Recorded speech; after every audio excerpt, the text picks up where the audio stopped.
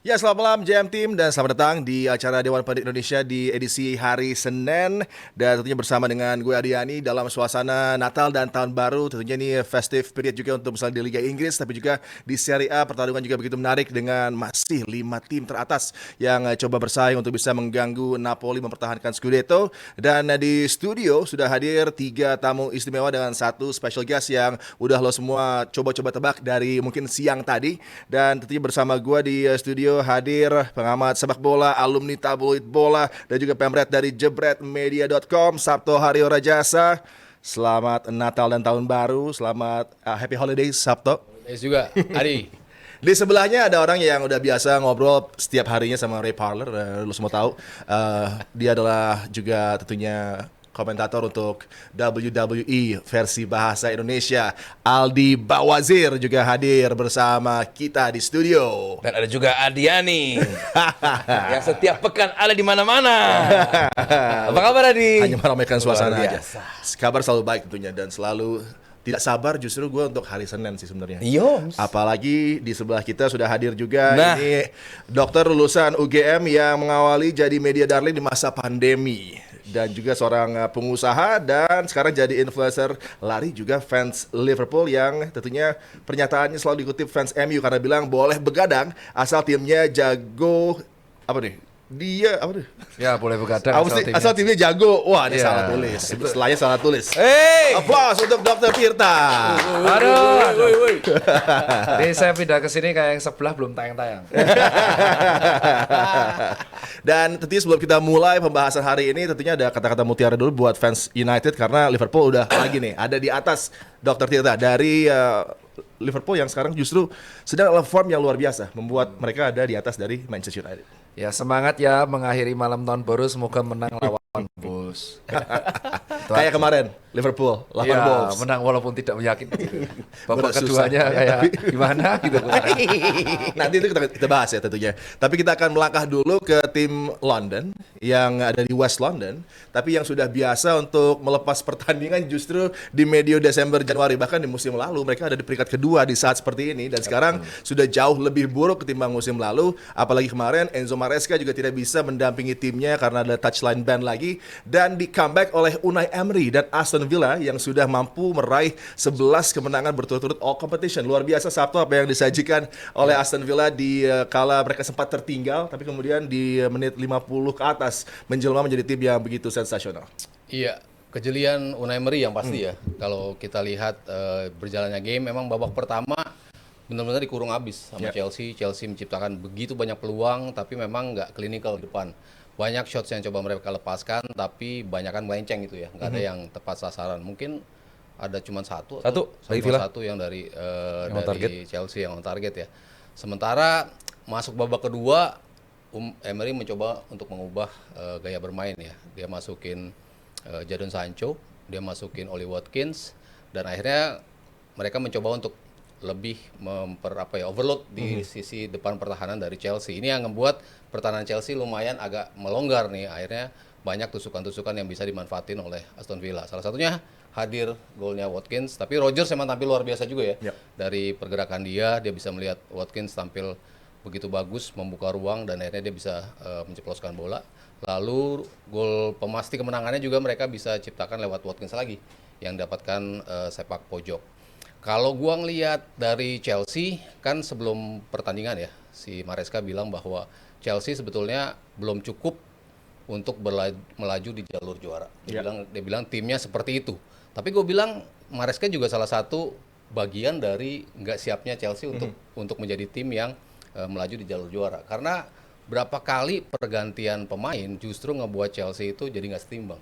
Jadi nggak stabil lini tengahnya, terutama di tengah, ketika mereka akhirnya bisa di comeback ya sama tim-tim yang mereka hadapi. Jadi kombinasi antara memang inkonsistensi. Kenapa gue nggak taruh Chelsea sebagai salah satu kandidat juara di musim ini? Ya, Karena gue bilang kalau musim panjang di Premier League itu mereka sulit untuk tampil konsisten dari para personilnya. Gue nggak bilang para personilnya jelek, personilnya bagus-bagus, tapi as a team, as a collective team, mereka nggak bisa tampil stabil di setiap pekannya. Ditambah lagi faktor Maresca yang menurut gua berapa kali pergantiannya sering ngebuat justru Chelsea kedodoran. Nah itu yang membuat lagi-lagi ngebuktiin ya dalam 6 pertandingan mereka hanya sekali bisa meraih kemenangan nih. Tapi kan juara dunia. Tapi kan juara dunia dia. Juara dunia. Dokter Kan Tirta. juara dunia.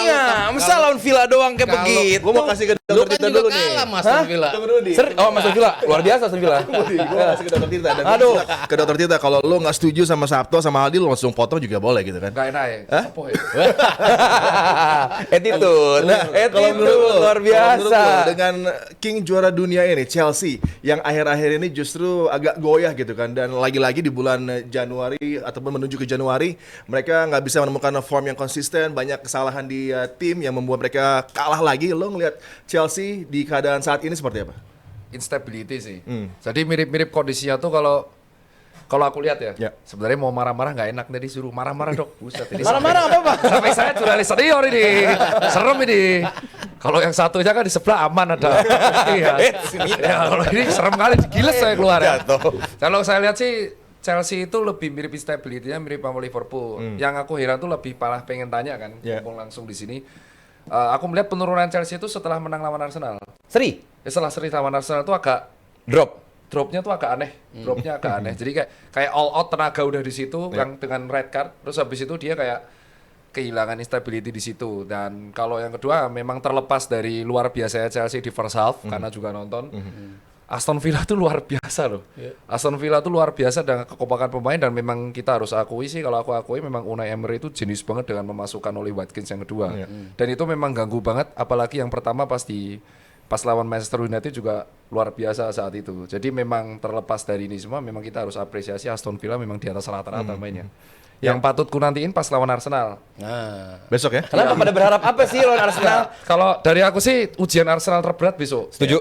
Kalau Arsenal sampai bisa ngalahin Aston Villa, berarti ku akuin memang dia siap juara IPL tahun ini. Tapi kalau sampai Aston Villa ini yang menang, wah, Sama poinnya. wah ini Sekarang gue Berbahaya ya. Gue kalau Iya. kan.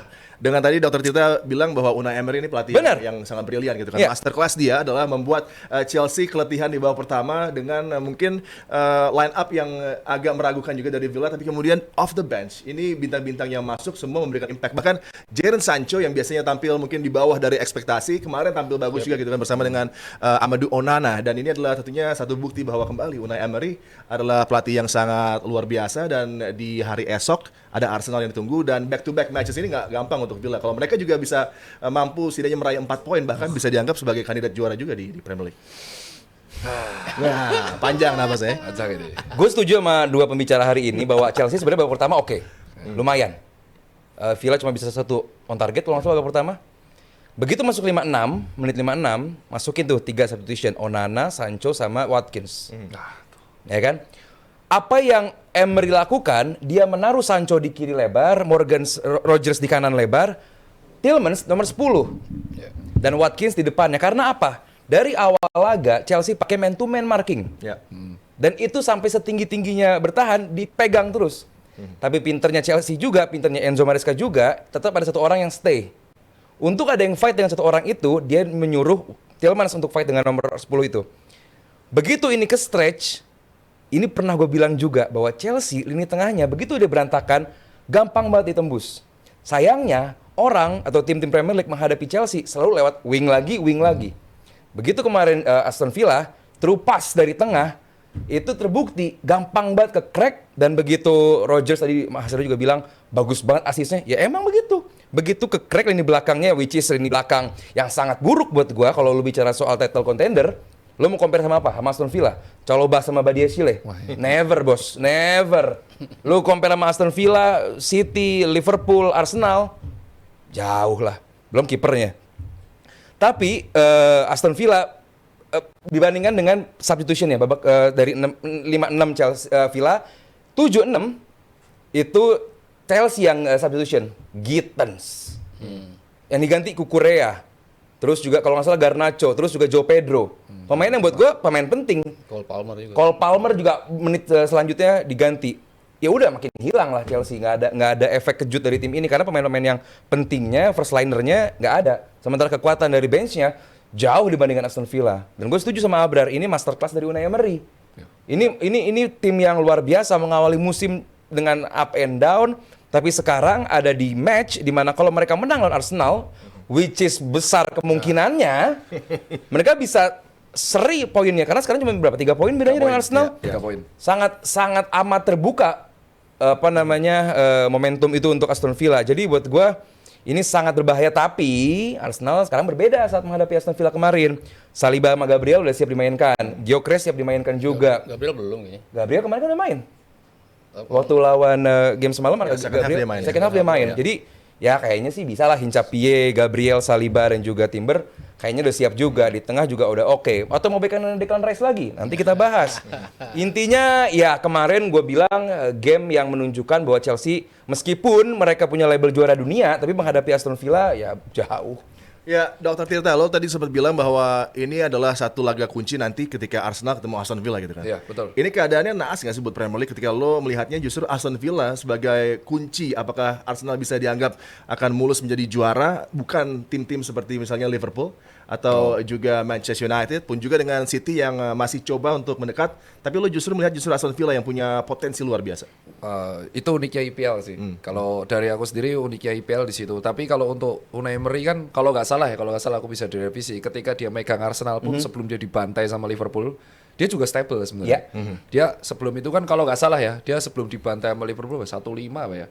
Itu dia stable tuh, berapa puluh kemenangan ya dia Beruntun ya? Beruntun, maksudnya nggak ada lose sama sekali. Tapi dan saat itu kalau nggak salah Arsenal tuh ada Lacazette, coy. Iya. Dia bisa memoles Lacazette sampai Iya. seperti itu loh. Aubameyang, Ya. Lacazette. Dan di titik akhirnya Aston Villa dan Rodgers sih yang benar-benar, apalagi pas dia ngelawan MU kemarin, wah itu Iya. luar biasa. Dan ujian terberatnya Arsenal itu adalah kan mental juara. Ya. Biasanya yang kita lihat dari juara IPL itu adalah dia dalam waktu kepepet bisa menciptakan gol-gol aneh. Nah, Arsenal sudah seperti itu, sudah ada gol-gol aneh, on goalnya banyak. Itu artinya semangat juaranya sudah ada, yang mana itu dirinduin dari tim Arsenal karena bapakku fans Arsenal. Oh iya, Ya, salam bapakku fans untuk Arsenal. bapaknya. Ya. Dia marah-marah, dia agak seneng nih, ada arogan kalau di rumah. Ih, bagus. bagus Om, bagus. Anakku Real Madrid. Oh. Anakku Real Madrid. Nah, kalau pegawai toko sebagian besar 80% MU. Waduh, itu berarti rame setiap hari. Hanya satu yang dukung City ya. jadi pada dasarnya kalau lihat ini kunci adalah kalau Arsenal nih bisa melewatin, dia tinggal satu ujian lagi lawan Liverpool 9 Januari. Emirates. Iya, dan kalau dua ini lewat kayaknya juara dia. Tapi kalau misal dua ini terganggu, Berat, iya. Ya karena kita kenal City itu biasanya sampai Maret tuh win terus. Ya, setuju bener. Tipikal Pak Pep itu kan dia 10 game awal utak-utak formasi stable sampai sekarang. Tapi kalau kenapa nggak Liverpool sama MU? Sebenarnya keputusan Liverpool yang menurutku paling aku kecewa dan aku sudah sering nge-tweet itu adalah ketika mereka lebih memilih menjual Luis Diaz. Ya. Ya setelah Diaz dijual utak-utak dan kenapa harus membeli Isak? Banyak fans Liverpool tuh sebenarnya nggak setuju beli Isak include ketika ada dapat kayak gitu. Nah, itu nanti kita akan bahas nih Iya, di itu segmen itu berikutnya. blunder terbesar Iya, Liverpool. iya. Boros banget. Menarik. Tapi sekarang kita menuju ke tim yang coba untuk tadi sama juga mempersulit langkah Arsenal menuju ke title, Manchester City, tim yang selalu nyaman dikejar ataupun mengejar dan kembali bisa mendapatkan result yang sangat penting di City Ground menghadapi Nottingham Forest dengan Cherki kembali menjadi linchpin bagi tim ini yang mampu untuk bisa meraih 3 poin di kandang dari Forest Sabtu. Iya, City selalu gue bilang City ya tetap City ya.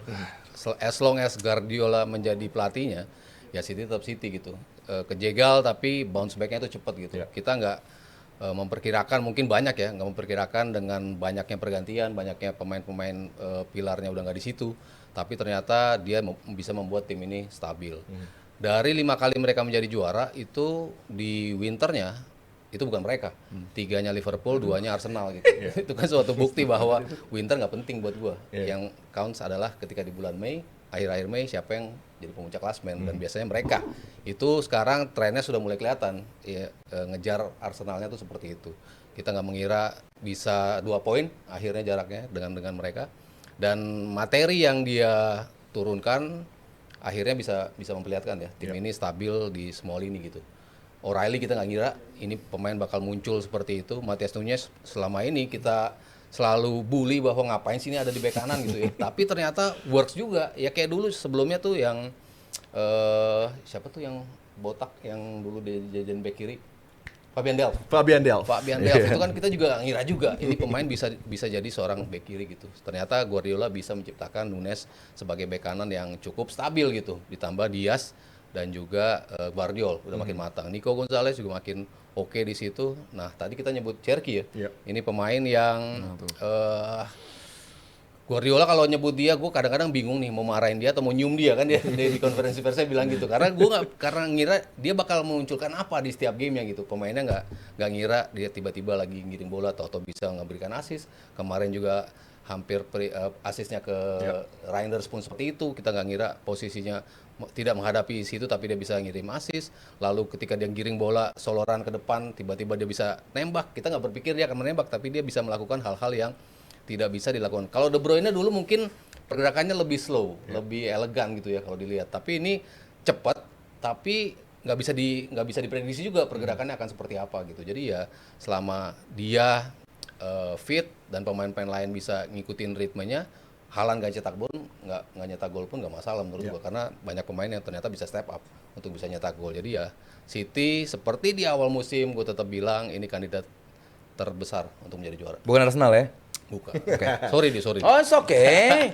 Ya, Dr. Tirta melihat kemarin Haaland nggak lagi bikin gol, iya. tapi kembali ini tim yang dilatih oleh Sean Dyche dan kalau dilatih oleh Sean Dyche biasanya tim ini sulit dibobol oleh Haaland. Lagi ada masalah di sana, tapi kemudian Reinders sekarang juga setelah sempat deep formnya tapi bagus lagi di 2 pertandingan terakhir dan form dia ini juga terbawa kepada Cherki, terbawa juga untuk pertahanan yang semakin solid juga bagi City. Tapi gimana penampilan dari Reinders ini benar-benar berbeda dari Kevin De Bruyne tapi sepertinya lebih agresif untuk bisa maju ke depan. Kalau dari Reinders tuh yang kulihat malah dulu di 5 game awal sama di tengah musim. Jadi kayak kalau di 5 game awal dia hot banget ya. Dia hot banget dan tiba-tiba mengalami instability atau inkonsistensi penampilan dan sempat disorot sampai akhirnya perform lagi. Tapi kalau Ryan Cherki ini sempat jadi dia sendiri tuh sempat lucu banget ada posting aja yang di timbangan. Terus dia ngecek dirinya sendiri tuh kayak wah aku tak ragu-ragu ya tembus ke Forest terus dia nimbang dirinya sendiri gitu. Akhirnya dibawa dan ya memang kalau di Liverpool tuh mirip-mirip sama Curtis Jones lah. Aku aja nggak tahu tuh pemain tuh kadang bagus, sometimes kadang kemarin 2 minggu yang lalu keren, terus sekarang jadi itu ya tuh biasalah ketika di dalam sebuah formasi masih kebingungan. Tapi kalau aku apresiasi malah si Forest. Forest ini sempat menghancurkan Liverpool 3-0. Dan dia tuh spesialis menyelamatkan si Sean Dyche ini. Kalau nggak salah ya, aku sempat sering baca dia tuh sering susah banget kalau malah Forest tuh mepet-mepet degradasi. Jadi kayak mepet-mepet dia malah keluar banget si Sean Dyche ini, malah kemampuan relay keluar. Makanya dia ngotot banget justru kalau mepet-mepet dan bener kan ngotot sama Leeds. Yang kita sempat malah bingung tuh malah aku kalau lihat performanya DLC sama Leeds. Itu Leeds tuh semangat juangnya di babak kedua selalu luar biasa. Dan ini terjadi 2 kali. Kemarin pas lawan Sunderland aku nonton sempat 1-0 luar biasa dan orang sudah mulai update wah longsor nih posisi 6 dan bener kembali Leeds menjadi Leeds dan etos kerja di babak kedua luar biasa. Jadi kayaknya bisa jadi Forest sama Leeds ini bisa jadi penentu nanti si nomor 1-2 ini siapa. Karena 2 tim ini yang biasanya orang remehin paling cuma 3 posisi terbawah mepet degradasi. Justru 3 tim ini yang memiliki semangat daya juang yang akan bisa mengganjal tim-tim atas, terutama si DLC yang on fire di Leeds sama Sean Dyche di coachnya si Nottingham Forest yang luar biasa untuk menyelamatkan relegasi. Tapi ya 2 tim ini akan ganjal dan pasti akan ganjal 3 tim di atas. Ya, jadi ini juga alarm buat West Ham United yang justru tidak bisa mengandalkan 3 tim terbawah ini sekarang jelek ya, karena beda dengan musim-musim sebelumnya di mana yang promosi biasanya langsung degradasi. Kali ini Sunderland luar biasa, Leeds juga tampil semakin menggigit dengan Dominic Calvert-Lewin yang mungkin berpotensi juga menuju ke squad dari Thomas Tuchel dengan form yang dia bawa saat Never. Come on Adi. Never. Gue suka. Henderson juga masuk kan? Hendo masih ada masuk loh. Hendo loh di roster. Dominic Calvert-Lewin ini with a shout. Untuk level Leeds gue setuju. Oke, bagus. Tapi kalau untuk level Tuchel, Dia akan berebut sama Watkins. come on. Sama Callum Wilson. Lu compare Watkins sama Dominic Calvert-Lewin. Ya, kita akan lihat saweran dulu untuk kali ini dari Budi. Jujur malam ini pengen lihat Aldi debat lawan Dr. dia fans Tirta. Liverpool, gue gak mungkin debat sama fans Liverpool. Masalahnya kita memiliki musuh yang sama. Iya kan? Pasti Gitu. Dan aku tuh lebih kayaknya kalau misalkan Arsenal nih nganlok 1 trofi aja, entah Liga atau UCL, kayaknya fansnya agak lebih tenang. Lebih tenang ya? Iya, dan aku berharap bapakku tuh stres kok. Iya loh. Iya bener, biar nggak stres ini mah. Bapakku tuh Bener. bapakku tak Biar makin nggak stres, 2 pialanya gitu. nggak boleh, nggak ya. UCL nggak boleh ya. Kalau sampai, nah ya aku gimana? Kalau sampai Champions League nih. Kagak, aku sih berharap Arsenal tuh IPL aja. Liga Inggris. Kalau sampai, Kagak. kalau sampai. Ya pinknya bisa 1 abad. Tapi gue sama Sabto ngeliatnya ini justru Arsenal bisa di 2 orang Champions League ini dulu, Dok. ngomongnya begitu. Enggak, kita lihat pengalaman yang memimpin liga kemarin Liverpool, Yeah. remuknya dikenotot. Nah, aku kemungkinan besar Arsenal tuh remuknya dikenotot nanti. Jangan sampai Arsenal dapat UCL. Sekali dia dapat UCL, ini bisa dibayangkan ya. Bisa dibayangkan kan? Apalagi kalau mereka besok dapat 2 piala. Udah. Rumahnya Dr. Tirta repot lah. Bapaknya senang banget kan, tuh pasti berisik terus. Iya. Bapakku udah 68. Nah itu dia. Ya, terakhir kali juara tuh kan 2000-an. 2004. Iya. Aku masih kelas naik SMP. Iya. Nah, terus dia seneng, wah ini invisible bla bla bla bla. Long story short remuk kan. Ini udah 68. Udah tua lah. Minimal IPL aja lah. Kalau UCL, Oke. Biar seneng. Nextnya, wah ini nih Mas Hario Mania. Woi. Sorry ya Mas Cipeng, Verts 22 game, 1 gol, own goal, Arsenal dan 4 games, 3 gol. Ini. Nanti akan kita bahas ini tentang Florian Wirtz dan Arsenal. Berikutnya siapa tuh? Rehan. Si Rehan. Dr. Tirta cuma episode kali ini aja apa dipermanen nih di DPI? Enggak, Tunggu dari Fabrizio Romano aja ntar.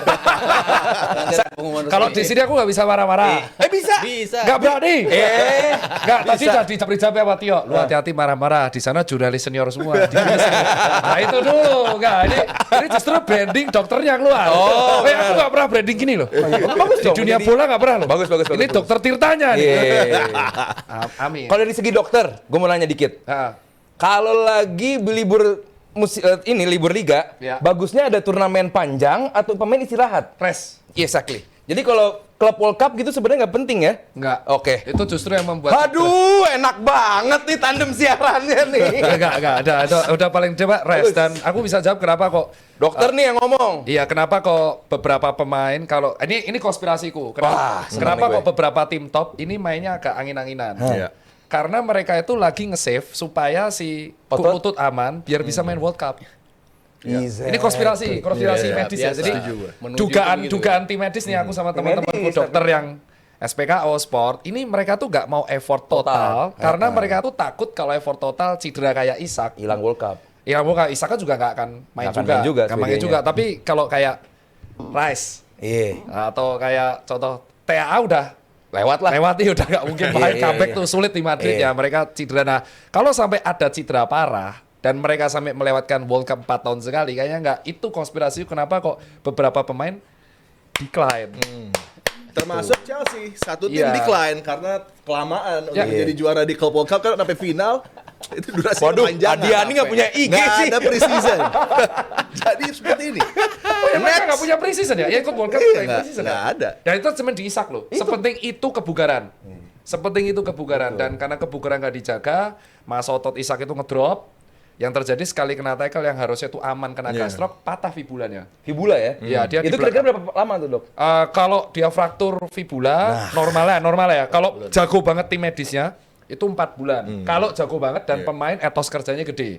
Tapi kalau dia sudah ngelokro, Fibula tuh yang kecil belakang. kecil belakang ya, yang tempat ada Achillesnya di sini. Berarti kan ada masalah di situ. Dan riwayat Isak tuh injury prone. Iya. Itu bisa tamat musimnya. Bisa tamat musimnya, tapi End season untungnya kan Liverpool injury. masih punya Ekitike. Sama rugi tapi kan. Siapa kemarin yang beli itu, mendukung pembelian itu, kesel banget itu. Yang pasti kayaknya bukan pelatihnya ya. Oke, next. Si Hughes ya. Kevin, Dr. Tirta mungkin IPL nggak dapat nih musim ini, tapi kalau Waduh. UCL PD nggak juara Liverpool musim ini. Enggak, Pede lah. Enggak. Kalau dari aku realistis. Aku termasuk yang realistis. Tapi ada fans Liverpool tuh ada banyak golongan. Betul. Ya, ada banyak golongan. Nih, Betul. saya clear kan. Coba. Ada yang pure di medsos itu sikat habis. Pokoknya optimistis dengan kepunnya 1%. Iya. Ini ada temanku masih bilang ini kayaknya juara nih. Ada yang bilang, juara IPL. Masih pede. Ada. Cuman kalau aku golongan positioning. Nah, positioning. Kalau ketemunya bijak-bijak ini enak nih ngomong gitu. Realistis enggak? Sama kayak Mas Aryo. Realistis aku enggak, aku enggak yakin Liverpool bisa dapat trofi tahun ini dan ini merupakan bukti bahwa Liverpool tuh goblok kalau dikasih uang banyak.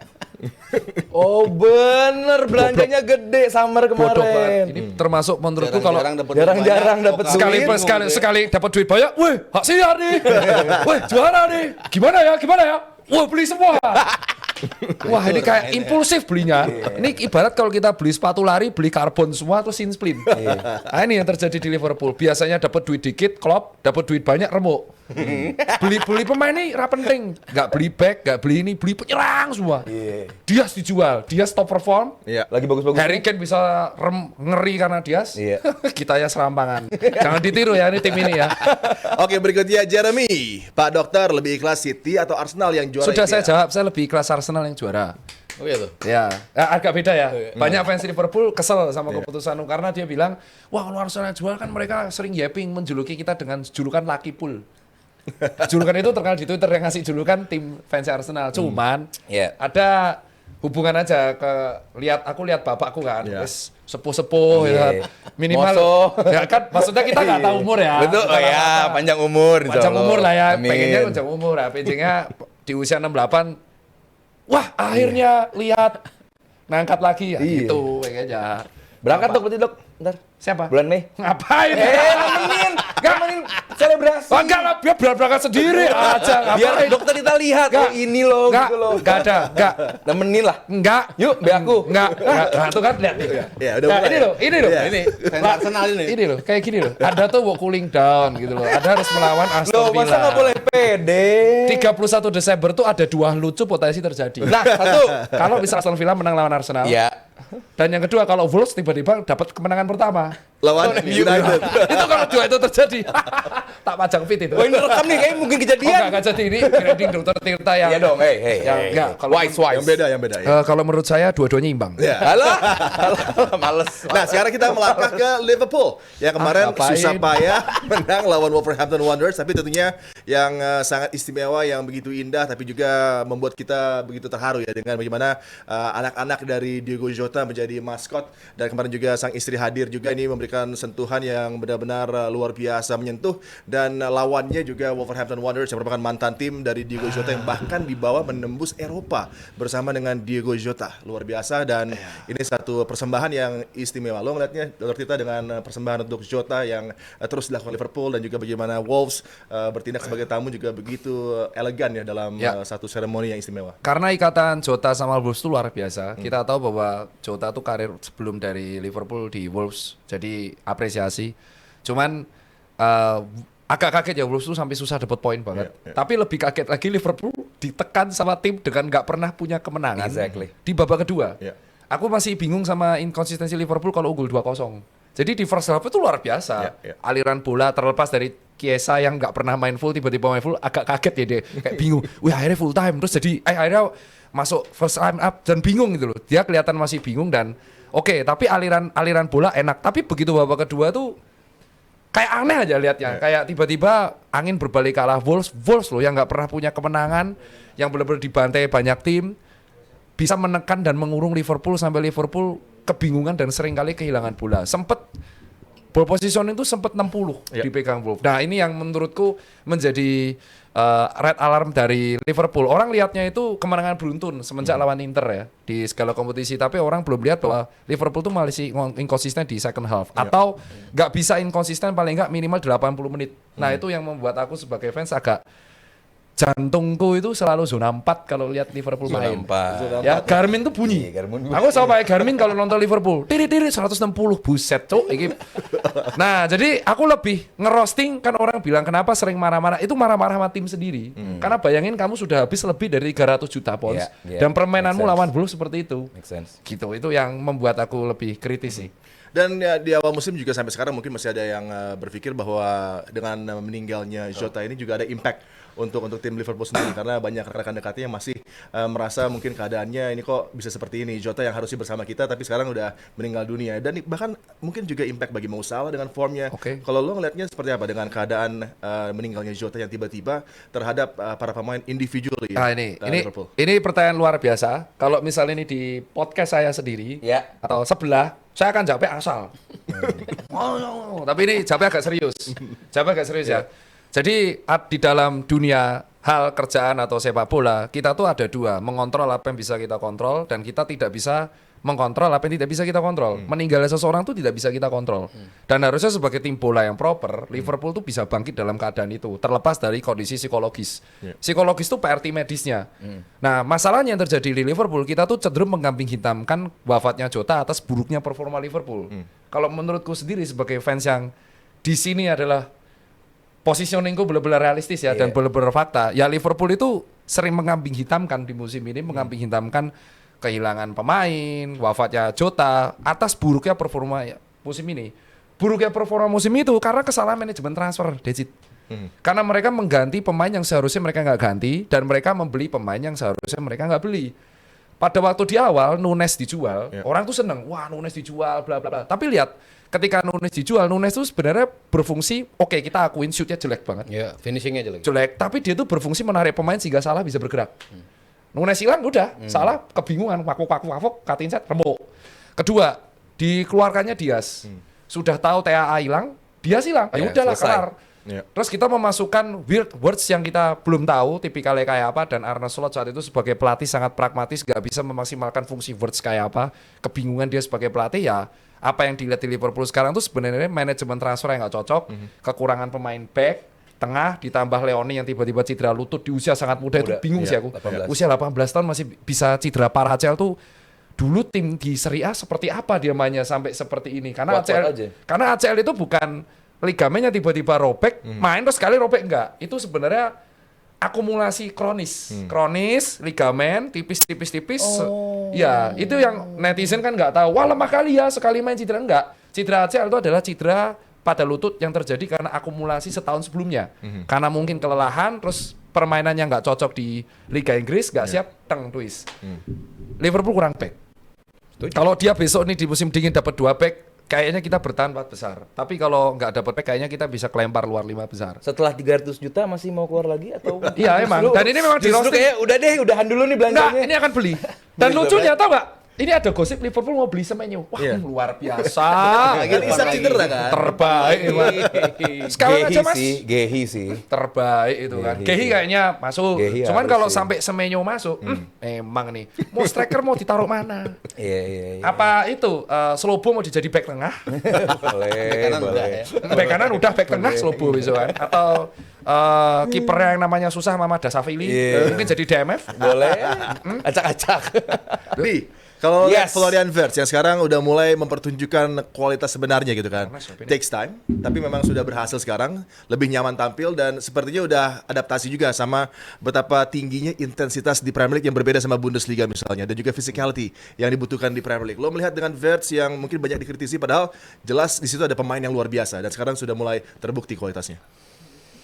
Iya, jadi pertanyaannya adalah apakah Wirtz bagus karena memang dia membaik dan juga tim mulai memahami cara untuk memainkan Wirtz atau lawan doang cuman Wolf?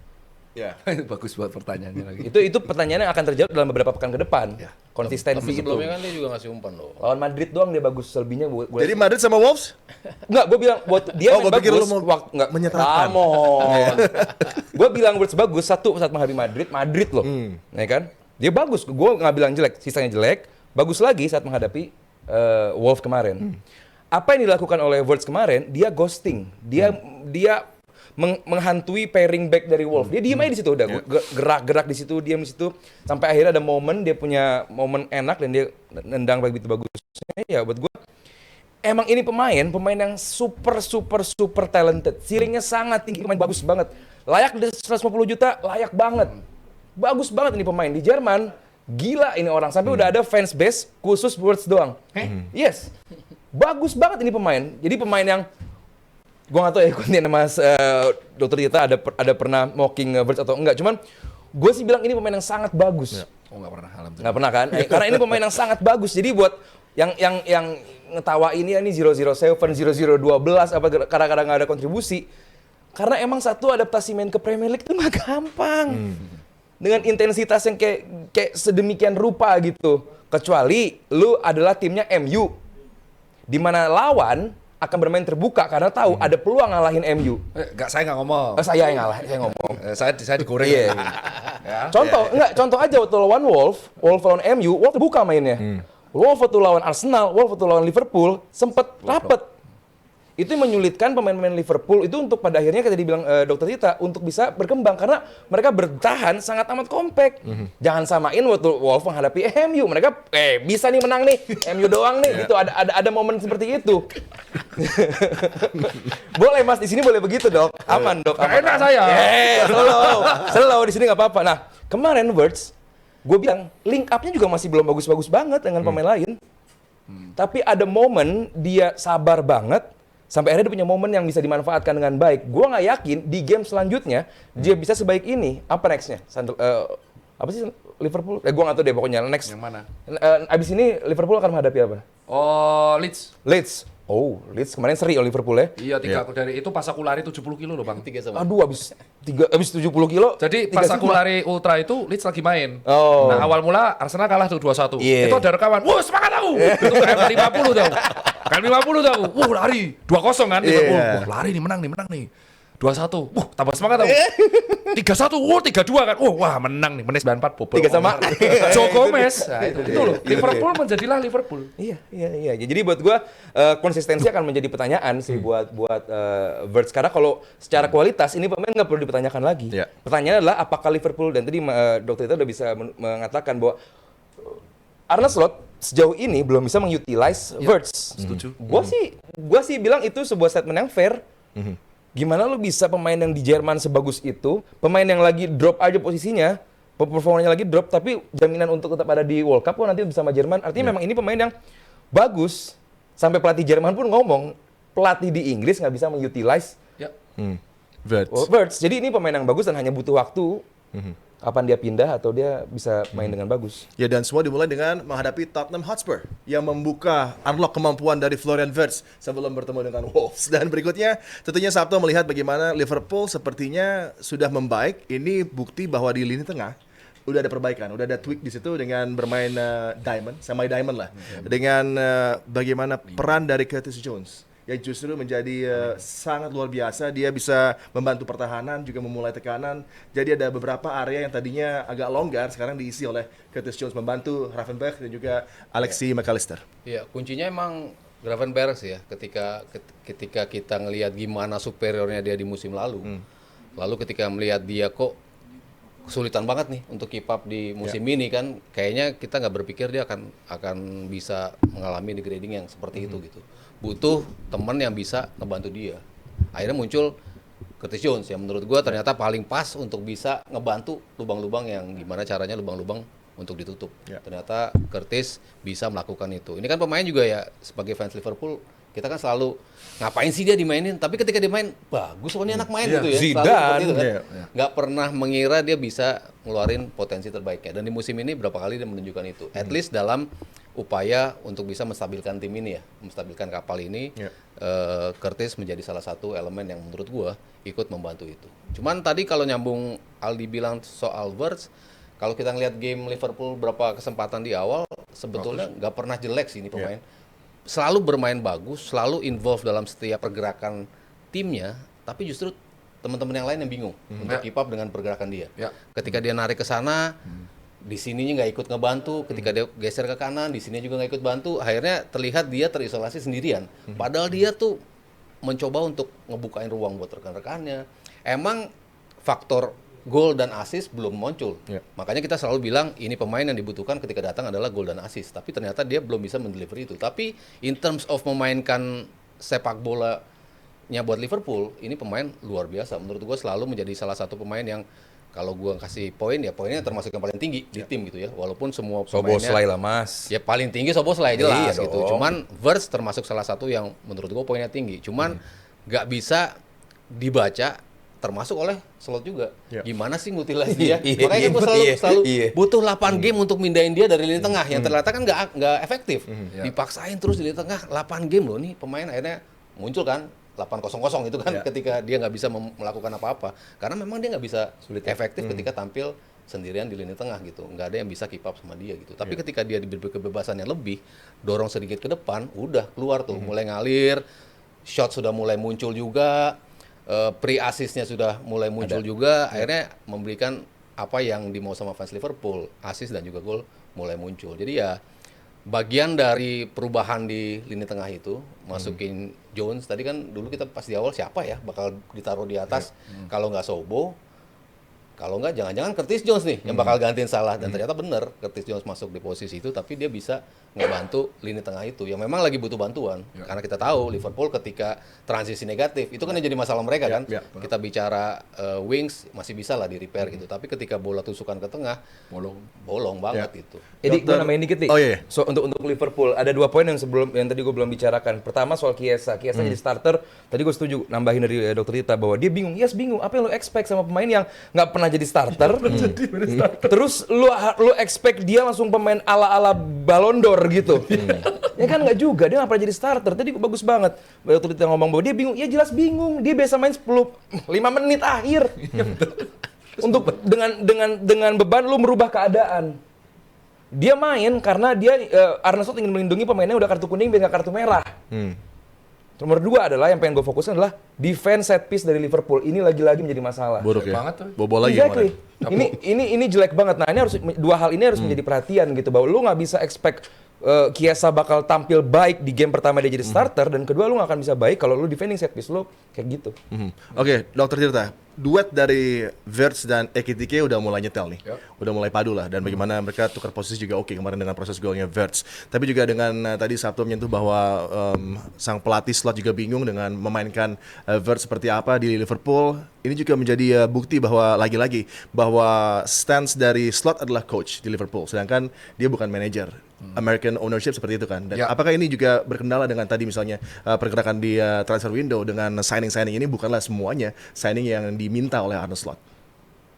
Masalahnya gimana ya? Kan memang betul, memang manajer menentukan transfer ya. Memang betul. Tetapi yang kita tahu kita nggak pernah tahu sebagai fans apa yang sebenarnya terjadi di balik internal Liverpool. Asumsiku seperti itu. Oke.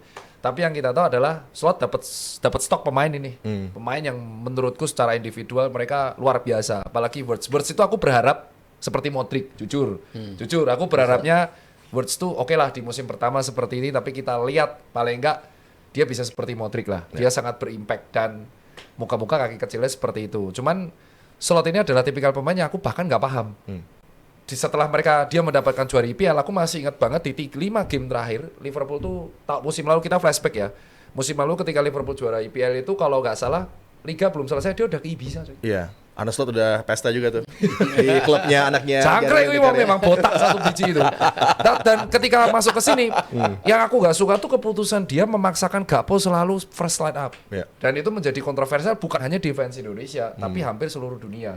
Kau ada apa sih sama Gakpo? Atau kemungkinan kedua, dia diminta oleh manajer atau mungkin konspirasinya yang ada di Liverpool tuh hampir semua menjadi lini bantuan utamanya di World Cup. Kecuali sekarang Slow Blow, karena Hukani ada remuk.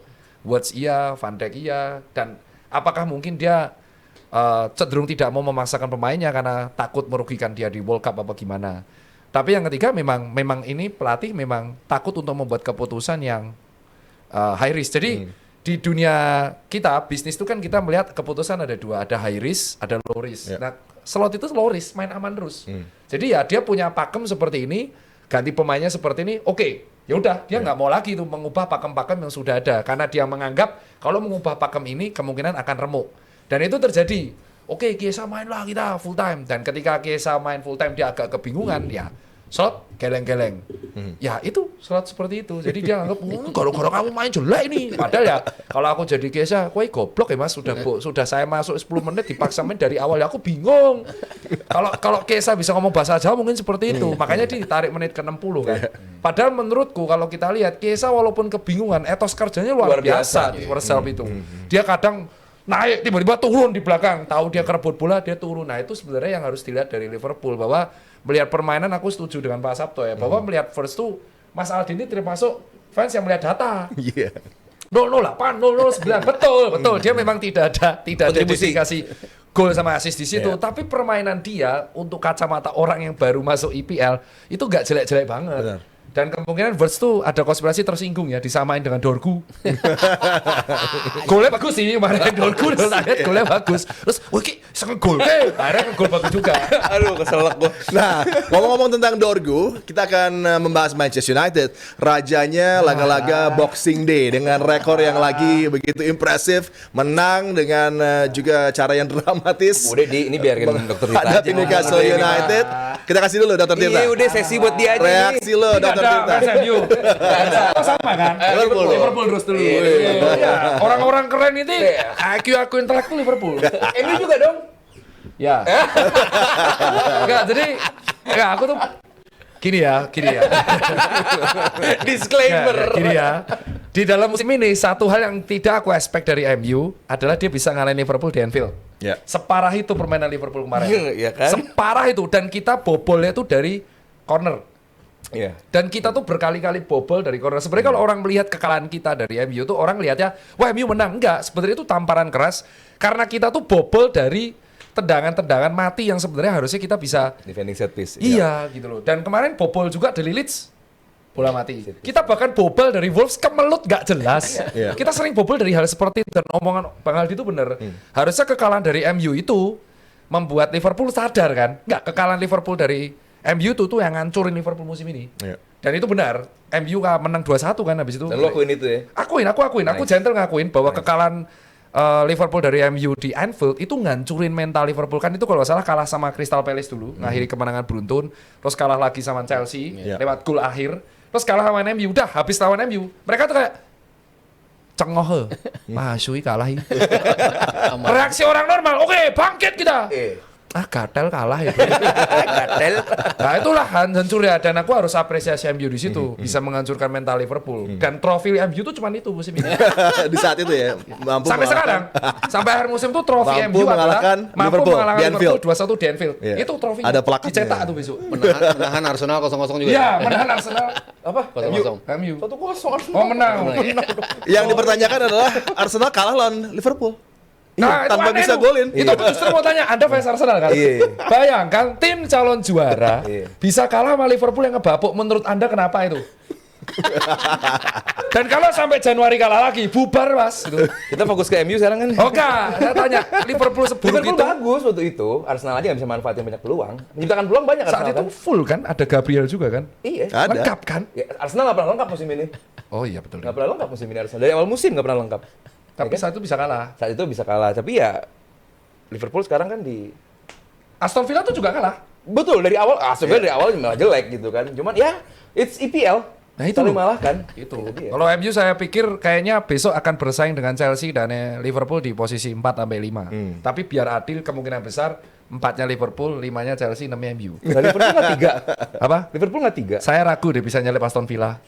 Iya. Oh ya? Aku ragu. Aku tuh malah deg-degan kayak Aston Villa itu dejavu kayak Leicester. Blackburn, bukan? Kayak Blackburn Rovers ya? 94. Kayak Blackburn 94. Itu mengerikan loh. Blackburn 94 itu mengerikan loh. Iya. Itu titik pertama aku belum masih umur 3 tahun. Iya. Tapi kan dijauh kan aku baru memperhatikan IPL tuh 2000-an. Dulu Lazio, aku Laziale kan. Dulu Laziale. Terus pada waktu lihat recapnya itu 94 Blackburn tuh mirip-mirip banget sama kejadiannya Aston Villa sekarang. Luar biasa, saat itu yang bisa nandingin cuman MU. Dan saat itu kan butuh kekalahan dari Liverpool. Blackburn kalah sama Liverpool, tapi MU juga kalah. MU imbang lawan Imbang. West Ham. Imbang, ya. Dan akhirnya Blackburn yang juara saat itu, Shearer kan. Dan dari situlah aku berpikir ini Aston Villa kalau sampai menang lawan Arsenal dan menang lagi besok lawan City, udah fix bisa kayak Blackburn. Let's see. Sabto, tadi kemarin lu sempat prediksi bahwa United akan menang lawan Newcastle. Gue juga. Di pertandingan Enggak loh. Boxing Gua Day. prediksi itu yang Iya. dibikin sosmed. Aldi juga tuh. Iya. Katanya Siapa sih apa? yang di sini? Katanya Abrar. Harpa Marija. Oh, Apa katanya Rizal cuma? Abrar suruh pakai King kalau ngomongin United. Dok. King Dok. Oke, King. King yang luar biasa. Yang terhormat. Yang terhormat King MU semangat ya lawan Wolves ya biar mengakhiri tahun 2025 di atas Liverpool. Tonya MU lawan Wolves menang 4-1 gitu nanti. Enggak apa-apa. Menang, mereka pasti menang dan akan mengakhiri 2025 di atas Liverpool. Ya, walaupun unggul 1 match dan unggul selisih gol. Dan bisa ngerosting Liverpool paling enggak 3 hari. Iya. Nah Sabto, lo lihat ya dengan Manchester United kemarin tampil seperti itu, juga lagi-lagi walaupun menang, substitutionnya Ruben Amorim lagi-lagi aneh. Ya.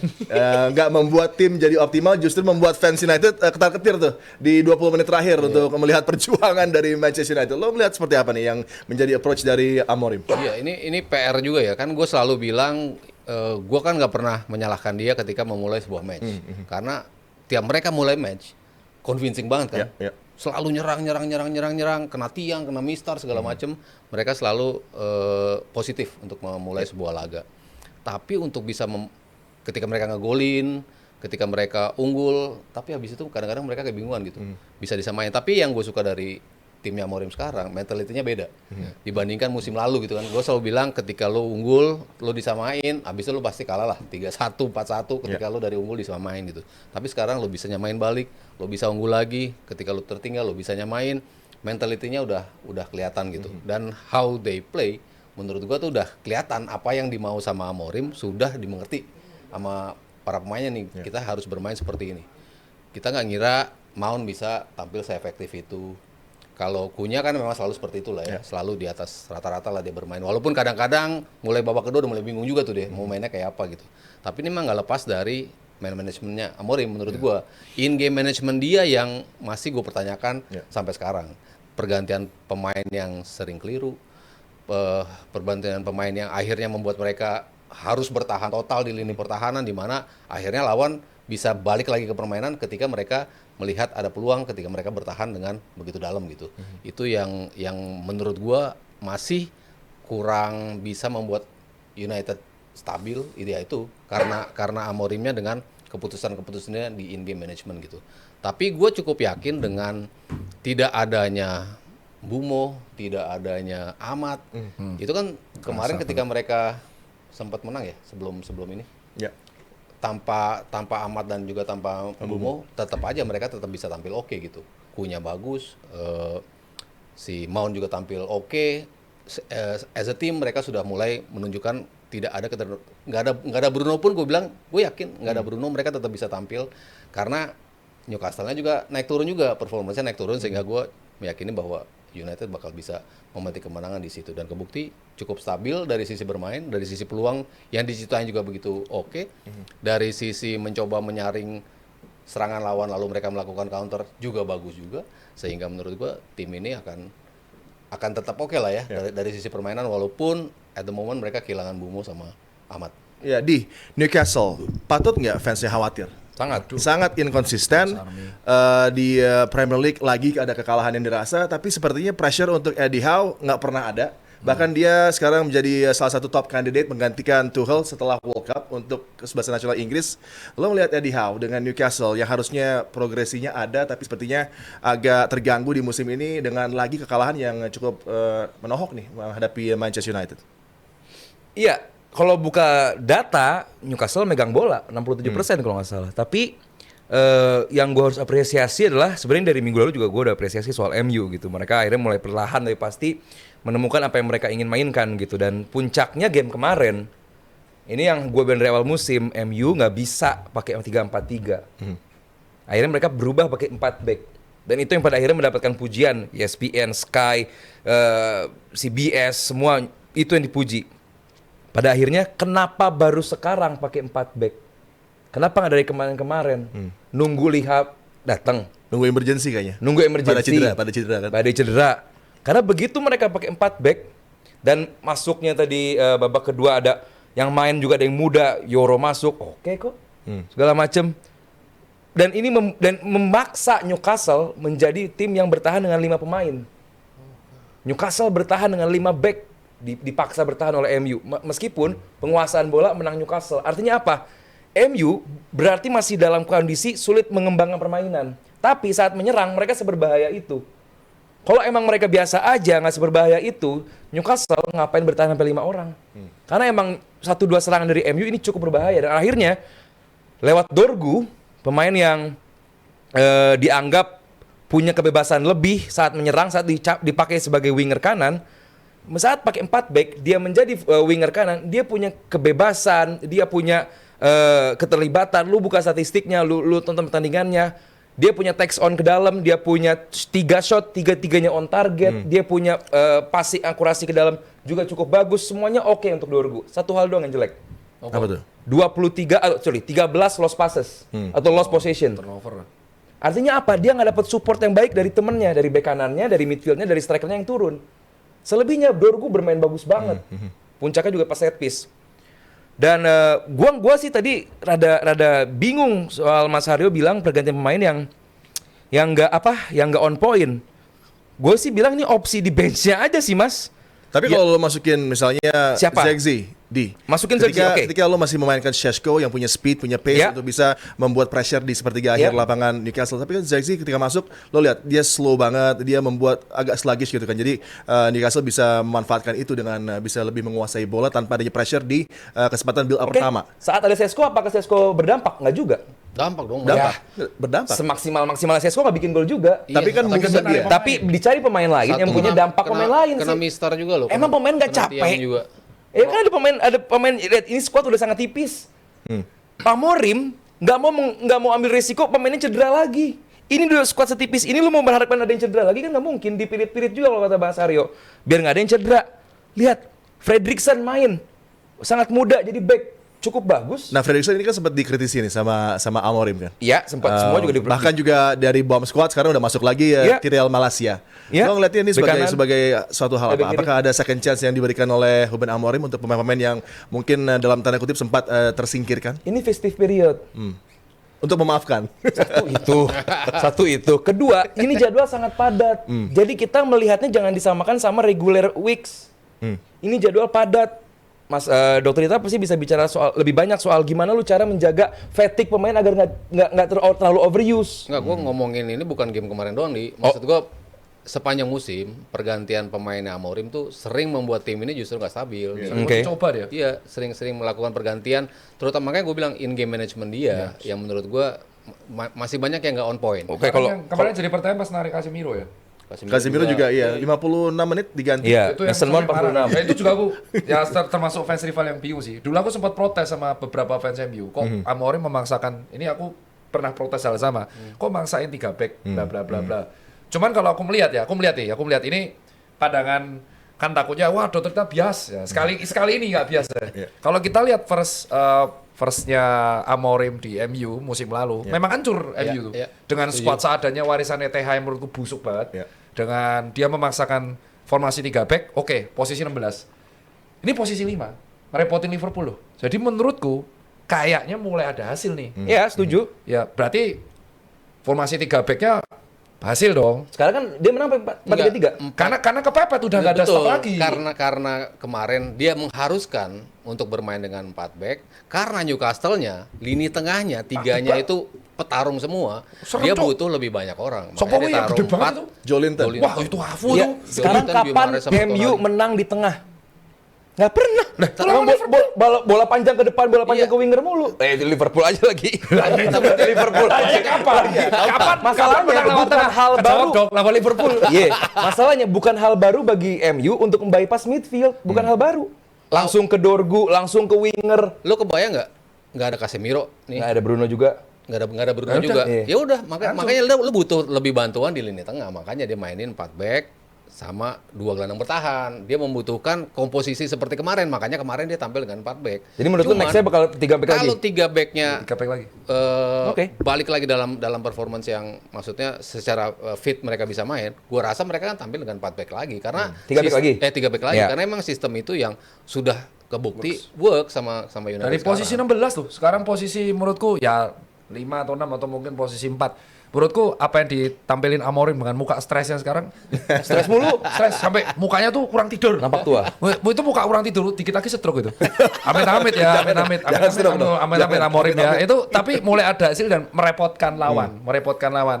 Yang aku takutin nih kalau dia tuh pas jeda transfer musim dingin itu dia dapat pemainnya diinginin. Jangan sampai bukan nolak semua. Wah, MU reject. Wah, MU reject. Nah, kalau sampai dia dapat, dia bukan nggak mungkin bisa bounce back. Nah, yang aku takutin cuman si Chelsea lagi aja. Apakah dia bisa bangkit apa enggak? Kalau dia bisa bangkit, ya ini Big Six kembali normal. Cuman minusnya Spurs digantiin Villa aja. Iya, Dok, lo ngelihatnya kalau misalnya nih dengan proyeksi saat ini gitu kan, Liverpool sama Manchester United ini bersaing nih untuk memperebutkan satu slot lah ke Champions League. Tapi kan mungkin ada 5 ntar Iya. jatahnya untuk Inggris gitu kan. Tapi lo ngelihat dengan saat ini keadaan Liverpool yang juga lagi bagus-bagusnya, udah mulai stabil lagi dengan kemenangan-kemenangan. United juga sama punya rekor yang impresif juga. Lo ngelihatnya siapa yang mungkin nanti finishnya lebih tinggi nih, Liverpool atau Manchester United? Liverpool lah. Wah, ini sulit ya. Liverpool lah, Dok. Kalau aku sih yakin pasti Liverpool. Kalau aku yakin Liverpool. Realistisnya? Karena jadwalnya, ini kita lihat dari konspirasi jadwal. Jadi jadwalnya MU, aku udah lihat nih sebelum komen segini. Wah, ini sebelum komen hati tuh jurnalis senior semua. Oke.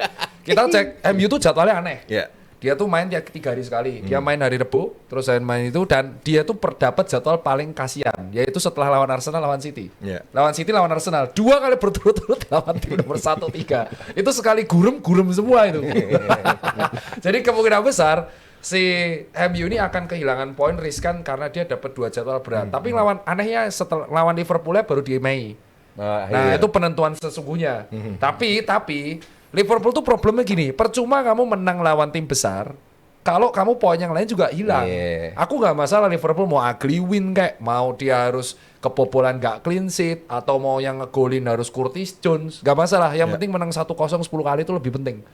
Dan aku udah nggak penting lagi main bagus, yang penting stabil poin demi poin demi poin. Dan ujian Liverpool tuh 3 ini aja. Kalau dia bisa menang lawan Leeds yang kemarin bisa comeback 3-3, Oke, bisa mati DLC aja yang lagi on fire. Kedua lawan Fulham. Fulham itu ngelepotin Liverpool tiap tahun.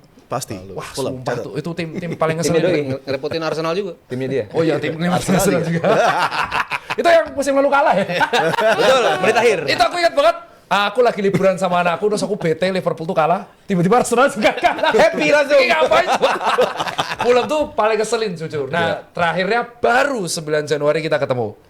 Ya, betul. Di Kita Emirates. ketemu. Balik kita ketemu. Dan aku berharap kita dapat 7 poin dari situ. Yaitu 3 poin dari Leeds, 3 poin dari Fulham, 1 poin dari Arsenal. Karena ngelawan Arsenal di Emirates itu sangat sulit.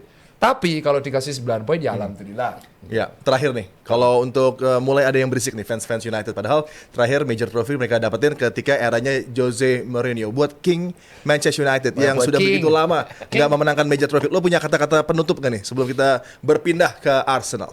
Penutup buat si MU. Buat King MU. Oh, buat King. Iya. Buat Mega King MU. Yang di Pertuan Agung. terhormat Tuan Muda Mega King MU. Ya, saran saya sih kalau Anda mau memenangkan cup yang besar-besar, ya minimal lolos dulu di zona Celta Eropa dulu. Itu dulu. Jangan kamu kangking-kangking, jengking terus ya kan. Itu sih yang jadi masalah itu kan. Terus yang kedua, minimal kalau mau yeping, itu nunggu semua tim mainnya sama. Oh, paham kan? unggul. Ya ini. maksudnya Masih kemarin ada- City ya. nomor 1. Saya lihat sih nggak ada fans City kuar-kuar karena tahu City main duluan. Hanya fans MU kemarin. Ya, main duluan, kami nih. Ya kalau kamu main 5 game duluan, kamu nomor 1 itu bang. Kamu main 5 game duluan, terus lawannya Burnley, Bob, ya Burnley, Bob, WHU, terus menang semua nih. Nah, kamu akan dapat 9 poin, udah langsung tuh kamu masuk 3 besar. Nah, dengan catatan tim lain nggak main, karena mungkin kena demo atau macet. Iya. Jadi minimal kalau Yaping ditahan dulu ya King, ditahan nunggu setidaknya 2 Januari semua tim bermain. Ya gitu lah. Dan tolong saya sampai limit komen. Kalau mau komen di saya tuh follow dulu minimal. Buset. Cuman Itu rules-nya. Ada yang mampus lu. datang cuman buat Cuman mantatin lu. Buset pas kulihat ya Allah masih SMA. Jangan salah lu. Sekarang banyak yang aku heran itu generasi. Ini aku mau tanya sama fans King MU yang nonton ini. Aku tuh kaget ada anak SMP SMA tuh udah dukung MU. Logiknya kan anak SMP itu berarti lahir 13 tahun. MU tuh udah nggak juara IPL dari 2013. sama kayak Arsenal. Lah, enggak dong, Arsenal kan yang dukung dari tahun 90-an. 2004 abis itu nggak pernah juara juga. Oh iya juga ya? Iya. Ini Itu cinta. Anomali. aneh ya? Iya, anomali. Aneh loh. Jadi rasanya Jadi- kalau ada anak muda dukung City, Oke, SMP wajar, dukung wajar. Madrid, Liverpool. Liverpool oke lah, mereka memang sering Iya. papan. Ada dong anak SMP SMA itu bacotin aku, tak lihat dukung MU loh. Iya. Itu siapa sih kau tuh dukung dari orang tuamu kah? Orang tua kayaknya. FIFA atau apa gitu loh. Make sense, iya. Dari bener. game ya. Dan yang ngebacotin aku tuh kan banyak yang mau Dokter Tirta, fans MU tuh dewasa semua, tidak ada yang bacotin Dokter Tirta bocil. Ada! Karena yang DM saya tuh yang lo, I will kill you, I will bla bla bla. Yo, SMP coy. SMP dukung MU. Itu bingung generasinya gimana. Sama pertanyaan fans MU kedua mungkin ada yang bisa jawab. tahu nggak bahwa 2 berita terakhir, walaupun dengan posisi terburuknya MU, dia masih menjadi tim bernilai. Oh iya Iya. dong, pasti. Apa jangan-jangan mereka sengaja kalah buat terkenal? Konspirasi. Wah, kayaknya lebih rame kalau kita instable ya. Iya, lebih cool Awareness gitu. tertinggi nih iklan nih. Yuk kita sengaja kalahan aja. Biar Masalahnya viral. saham mau naik-naik aja. Naik aja nomor 1 loh. Itu dia. Nomor 1 loh. Makanya. Loh, gitu itu yang aku lebih curiga aja. Jangan-jangan kalau juara turun lagi. Wah, jangan-jangan kalau MU juara, wah nggak Nggak seru nih. diomongin nih. Sepi nih. Coba besok kalau dia kalah sama Wolf, ya trending gitu. Tinggi. Mending kalah sama Wolf biar terkenal. Oke. Maaf ya King, bercanda King. Bercanda King. Damai, Berikutnya biasa nih, gue mesti ngiklan dulu nih. Pernah nggak pagi-pagi mau berangkat kerja, starter mobil malah ngadat? Nah itu tandanya aki udah mulai lemah. Sekarang udah ada solusinya, aki GeForce. Produk asli Indonesia tapi kualitasnya kelas dunia. GeForce dirancang khusus buat iklim tropis di Indonesia, jadi tahan panas, tahan macet, dan kuat di kondisi jalanan kita. Sekali starter langsung nyala. Ada pilihan maintenance free, jadi kamu nggak perlu isi air aki lagi, tinggal pakai saja. Variannya juga sangat lengkap, dari motor harian sampai mobil SUV semua ada. Cek langsung di geforcesantini.com atau di Instagram dengan handle @geforce_id.